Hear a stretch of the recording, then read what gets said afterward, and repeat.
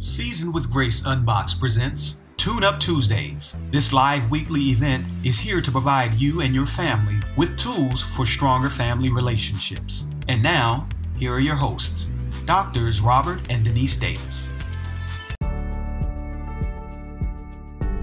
Hello everyone and welcome to the episode of Tune Up Tuesdays, presented by Seasoned with Grace Unboxed. I'm your host, Dr. Robert Davis. Denise is not with me today, but she will be back next week as we continue to grow together. Over the past few months, we have focused on what Dr. Murray Bowen said about becoming more aware of our family and ultimately becoming more emotionally mature. For the past few months, we have been sharing with you parts of the family systems theory and trying to also share practical advice on how you can accomplish three key things. One, how you can identify family affects your emotional reaction. Number two, how your family has helped to pre-program the way we react emotionally. We call that how our emotional computer has been pre-programmed. And number three, what it means to reprogram our emotional computers so that we can move towards becoming more emotionally mature. Because, as we have said many, many times, our ultimate goal is to be more emotionally mature, to be more well-defined, to be more differentiated, or whatever term helps you to best conceptualize this idea. In order to make this concept more real and to make it more practical, Denise and I want to share with you the last part of a webinar that we did for the conference. In this webinar, we explored how to balance being connected to your family and all other relationships while maintaining your own unique identity.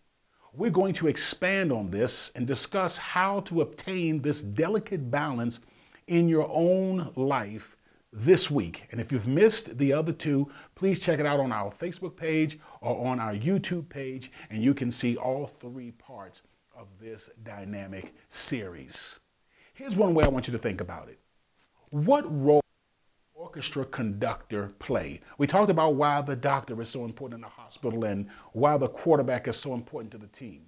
What role does the orchestra conductor play? He doesn't play any instruments. He or she doesn't play any instruments. So what role do they play? The role that they play is that they are connected to every single musician that is in the orchestra. But guess what? They also maintain their own unique identity, their own self-identity. And so I want to share with you today how you, like an orchestra director, can remain connected to your family regardless of how they may act or get on your nerves or whatever it may be, while at the same time maintaining your own emotional identity. So let's get ready to hear the last part of this three-part series. Here is Dr. Denise Davis and myself as we discuss intimacy. Sometimes they can't put their finger on it or say it, but they know it. You know in your heart when someone's trying to manipulate you. You know in your heart when someone invited you over for dinner so that they could try to sell you up, sign you up for it's no longer multi-leveling, it's no longer pyramids, it's now called, what is that? Social networking? Social networking. That's right, social networking. You know, you're like, oh man, have y'all tried this juice? Oh, it'll change. You're like, oh man, baby, how are we gonna get out of here? But no one likes to be. We'll share another experience with that. What was that? We went to the Bahamas. Yeah. Remember? Oh yeah, I remember that. Yeah. We'll share that story another day. That's another day. Dr. DeBoer, you gotta have us back for another day to tell that story. The truth of the matter is, as Jesus said, first get the log out of your own eye. Or as they tell you when you're on an airplane, put your own oxygen on first. That's right. Man, you're smart. Yeah. Put on your own oxygen first. Yeah. Attend to yourself. So then, the changes that I make is not so that I can produce change in Denise. And this is so much easier to teach than it is to live. Mm-hmm. That is true. But you got to try, you got to do it. But if I put the attention on, I'm going to change so that I can change Denise, it is counter to what the Bible teaches, which is I'm going to change so that I can be the best that I can be. And that manipulation doesn't bring you any closer. It doesn't make you more intimate. It actually draws you further apart. It does. It draws you apart because in your heart, you know, I am doing these things so that I can change and control them. Right. And they sense it at a very deep level that they're being manipulated. Yeah, they're being handled. That's the word. Right. That's the word. And it can cause a shutdown. It can, walls built. Yeah, it can cause the building of walls. So the first thing that we talked about is growing Jesus. The second one is stop the blame game. And the third one is disrupt the process. And this is what we're going to end off on. Disrupt the process. And when we say disrupt the process, we're talking about pay attention and disrupt the process. When a fight or argument is brewing, or after the fight or argument is taking place, ask yourself, what can I do or say that is different from how I typically would handle this kind of situation? In other words, step outside of the usual pattern. Oh, we've done this. Oh, yeah. Yeah. So just watching the process in itself is calming. Calm, thoughtful, careful watching can often teach us what is needed to make significant changes on our part of the relationship dynamics. Again, I'm going to change myself. And you know, it's pure coincidence. I spoke about this today at a church that is going through a pastoral search. And so they asked me to speak, and I've been speaking on transitioning. And I talked today about how often attack and criticism of leaders takes place is because we overfocus on the leader. Right. But what I want to do is I want to build up myself so that I can be the best individual. And that's not in order to change the relationship. It is so that I can be the best I can be. But here's what happens. It automatically changes the relationship. It does. So for instance, rather than trying to do things to manipulate my wife, and I'm gonna use some very generic ones, such as I want to get her to wash my clothes, let's say. Well, I'm going to do X, Y, and Z in order to manipulate her to wash my clothes. I went on Google and they told me that, compliment your wife and she's more likely to do nice things for you. So when she walked through the door, I'm like, oh, baby, you look so pretty today. And then, later on, I tell her, oh, you're so gorgeous and this, that, and the other. Forget about washing clothes. They love to see you to do this stuff when you want to get sex. So they say, hey, if you want to have, more sex with your wife, you got to pry the pump. So I'm doing all this stuff. Okay. Yeah, so I'm making her a dinner. I'm doing all this stuff because I want to have sex with her. But you know what? If I, instead of trying to manipulate her into having sex with me by doing all these different things, if I just improve who I am as a person, while it may not cause her to have sex with me, it will improve the relationship. So if I do more service for her, dinner is going to get cooked. So by me cooking dinner, I've improved the relationship because now dinner is cooked. And you're a better husband, not in the acts that you do, not to get the end result or temporary result, but overall, it improves the relationship. It draws her closer to you. She knows that you are, you're pursuing her. She knows that you are taking care of her, and that makes her want to be even more connected with you. Even more connected. And I look at our time, we really got to go. Ooh. So this thing is really good, but what we're looking for is healthy relationship balance. How do these help with relationship balance? How do these 3 steps that we just gave you? Very simple, as we've said before, and we're going to wrap it up and close. Instead of being overly focused on the family, on the other person, you balance the relationship by becoming more focused on self. On the other hand, instead of withdrawing from the family relationship, you improve the relationship by focusing on self. Right. And focusing on self is not being selfish. I'm not talking about doing selfish acts. We focus on self. It's about becoming selfless so that the overall relationship can be better. I focus on my functioning so I can function healthier in the relationship. When I function healthier in the relationship itself will become healthier and will become more intimate. These suggestions are not the end all. The goal is not to remain is not to remain balanced and not emotionally react to one extreme or the other, but rather to come to stay in calm relationship. Is to continue to stay calm in relationship with each person. This is not easy to attain, but simply having it in mind is useful. And that is from Roberta M. Gilbert, Extraordinary Relationships. Should I say it again? 50. Yeah, go ahead. All right. So the goal is not to remain balanced and not emotionally react to one extreme or the other, but rather to continue to stay in calm relationships with other people or the other person.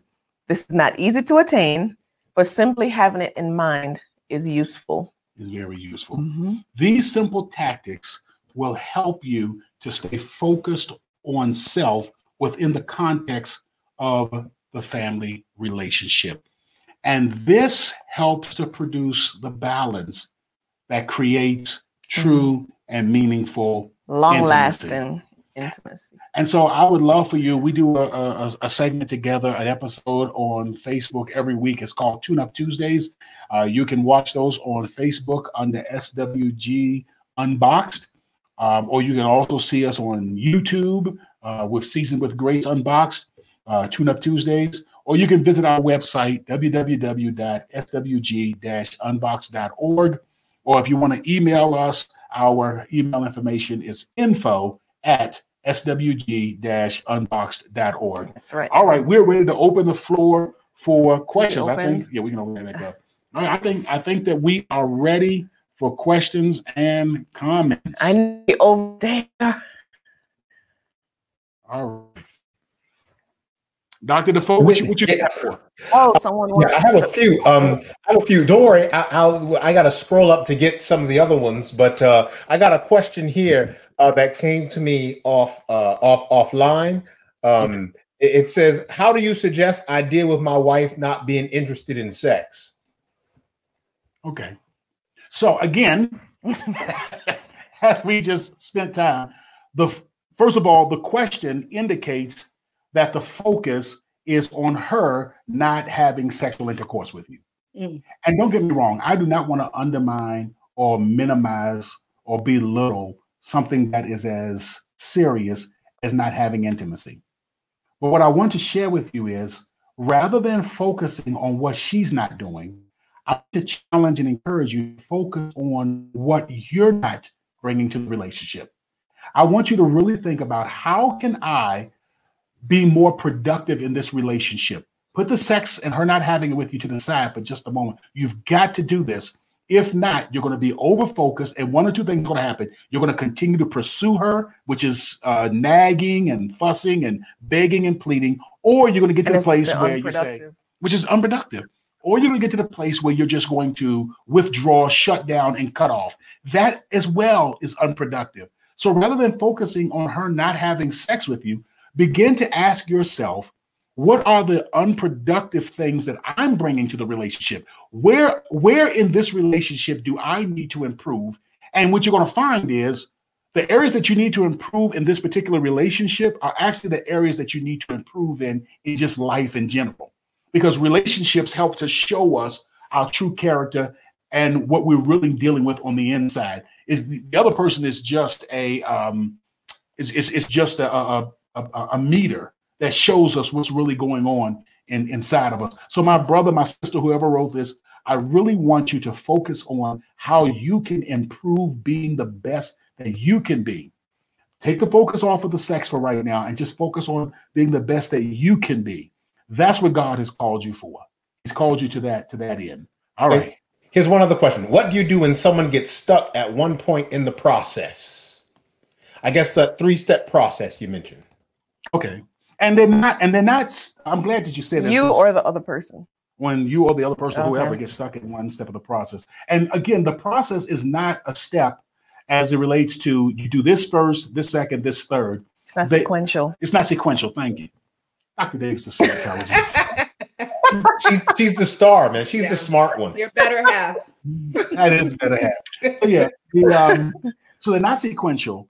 They're conceptual. So all of them are operating at the exact same time. Overlap. And they overlap. So I'm strengthening my relationship with Christ. I'm attending to myself and working to become the best that I can be. All those things, I'm doing those things together. I'm stopping the blame game and saying, okay, well, what can I do to improve? And then I'm disrupting the process. All of that's going on simultaneously. I like the disrupting the process part, because if you're normally functioning one way, the person accuses you of stuff, you're jumping, you're backed up against the wall, so you're fighting, you're in fight mode. or flight mode. And then one day you decide to yourself, I'm going to disrupt the process. Mm-hmm. When that person comes and attack, you're just going to calmly listen and say, oh, okay, I hear what you're saying. I understand. That disrupts their interaction with you. So by you becoming a better self, they automatically have to rise, just like Jesus have with us. When you establish boundaries, they have to respect that boundary. They have to, yes. Okay, good. I'm sorry. Next one. And before you give me the next one, I got to give a shout out to Pastor Olivier. Season with Grace Unboxed wants you to stay safe during this difficult time. We pray that things will return to normal soon, so please follow local and federal directives, wash your hands, disinfect your surroundings, and use hand sanitizer. Use proper sanitary practices all over. And if you feel sick, seek professional medical help. Thank you for joining us. We will see you again next week at 9 p.m. Eastern Time for Tune-Up Tuesdays, because even the smoothest running family needs a Tune-Up Tuesday. See you next week. Thank you for watching Tune-Up Tuesday. You can connect with us on Facebook or check out our website at swg-unboxed.org. That's swg-unboxed.org. Again, thank you for watching, and tune in next Tuesday at 9 p.m. Eastern Standard Time for another insightful episode of Tune-Up Tuesday. Season with Grace Unboxed also provides healthy relationship training and leadership development for businesses, churches, and community organizations. For a free consultation to discuss your team's needs, please contact us at our website at swg-unboxed.org. That's swg-unboxed.org.